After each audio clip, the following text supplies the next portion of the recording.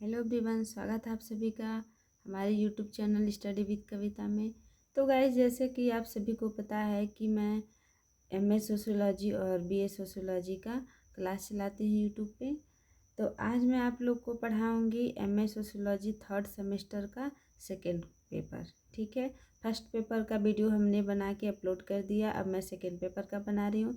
इसके पहले हमने एमए फर्स्ट सेमेस्टर का चारों paper, first paper, second paper, third paper और fourth paper, MA second semester का चारों पेपर, थर्ड सेमेस्टर का चारों पेपर, ये मैंने अपलोड कर दिया है। तो यदि आप मेरे चैनल पे नए हैं तो आप मेरे वीडियो को पूरा देखें और चैनल को सब्सक्राइब ज़रूर करें। कमेंट में हमें ज़रूर बताएं कि आप कहाँ से ये वीडियो देख रहे हैं और किस यूनिवर्सिटी के हैं। ठीक है, तो गाइज अब हम आज का अपना क्वेश्चन देखेंगे। तो क्वेश्चन है हमारा भारतीय समाज के धर्मनिरपेक्षवाद और समानतावाद के संदर्भ में उभरते मुद्दे क्या हैं? उपयुक्त उदाहरणों सहित विवेचना कीजिए। आप देख सकते हैं डीडू यूनिवर्सिटी में 2017 और 2018 में पूछा गया क्वेश्चन है। तो गाइज अब हम इसका आंसर देखेंगे।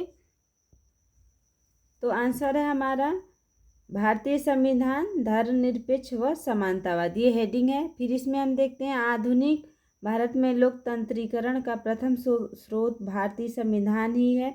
यह बात भारतीय संविधान की प्रस्तावना से ही स्पष्ट है। डॉक्टर सुभाष कश्यप के शब्दों में प्रस्तावना का एक एक शब्द एक चित्र है। चित्र जो बोलता है, यह कहानी कहता है, तपस्या, त्याग और बलिदान की कहानी। भारतीय संविधान में प्रस्तावना में कहा गया है कि हम भारत के लोग संपूर्ण प्रभुत्व संपन्न लोकतंत्रात्मक गणराज्य बनाने के लिए तथा उसे समस्त नागरिकों को सामाजिक, आर्थिक और राजनीतिक न्याय, विचार, अभिव्यक्ति, विश्वास, धर्म, उपासना की स्वतंत्रता, प्रतिष्ठा और अवसर की समता प्राप्त करने के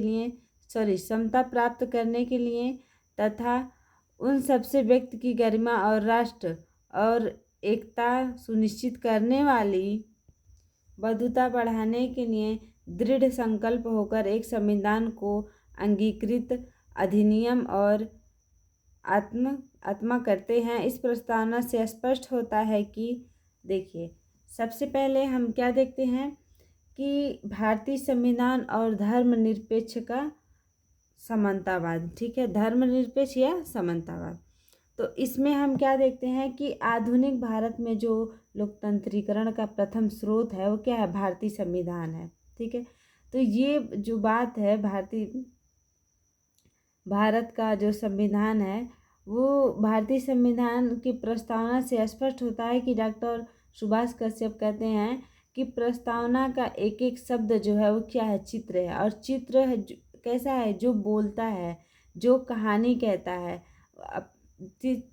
चित्र के माध्यम से अपनी तपस्या, त्याग और बलिदान की कहानी कहता है। अर्थात चित्र को देख के ये पता चलता है कि कैसी तपस्या, कैसा त्याग और कैसा बलिदान हुआ था। ठीक है, तो अब हम आगे इसमें क्या देखते हैं कि भारतीय संविधान में ये कहा गया है कि हम भारत के लोग जो हैं वो भारत को संपूर्ण, संपन्न और लोकतंत्रात्मक गणराज्य बनाने के लिए और उसे समस्त नागरिकों को सामाजिक, आर्थिक, राजनीतिक न्याय, विचार, अभिव्यक्ति, विश्वास, धर्म, उपासना की स्वतंत्रता, प्रतिष्ठा और अवसर की समता प्राप्त करने के लिए और अपने राष्ट्र की गरिमा और एकता को सुनिश्चित करने के लिए उसकी बंधुता को बढ़ाने के लिए दृढ़ संकल्प होकर और संविधान को हम क्या करेंगे?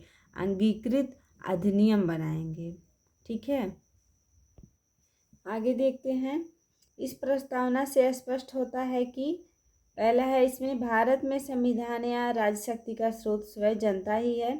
संविधान समिति के अध्यक्ष डॉक्टर अंबेडकर के अनुसार प्रस्तावना यह स्पष्ट कर देती है कि संविधान का आधार जनता और इससे निहित प्राधिकार और प्रभुसत्ता संपन्नता से प्रेम प्राप्त हुई है। ठीक है, यहाँ जनता से रहेगा। ठीक है,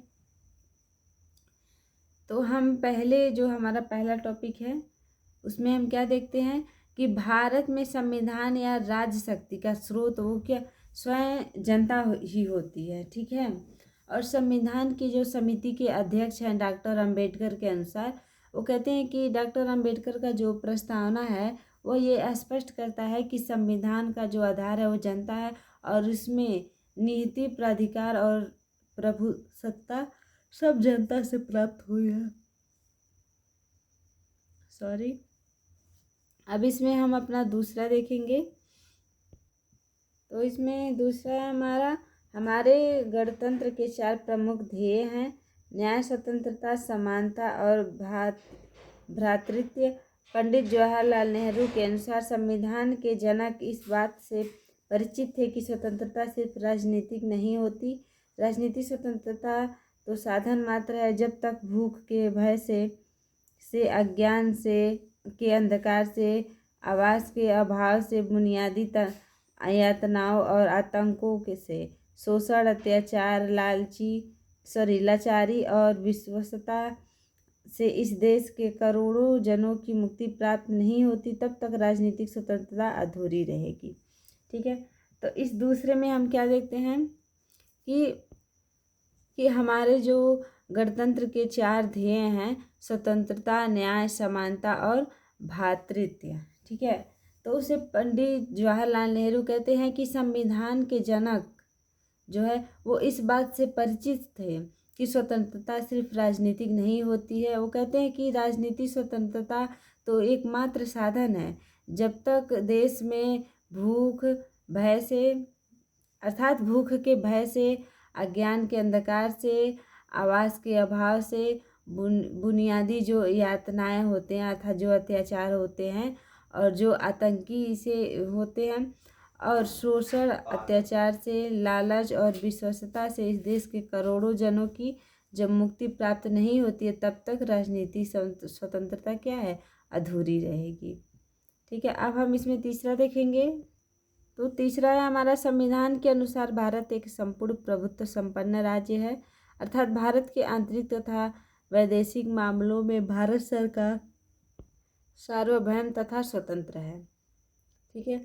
तो हम इसमें क्या देखते हैं कि संविधान के अनुसार भारत एक महत्वपूर्ण, संपूर्ण और प्रभुत्व संपन्न राज्य है, अर्थात भारत के जो आंतरिक और वैदेशिक मामले हैं वो भारत सरकार द्वारा क्या है, स्वतंत्र हैं।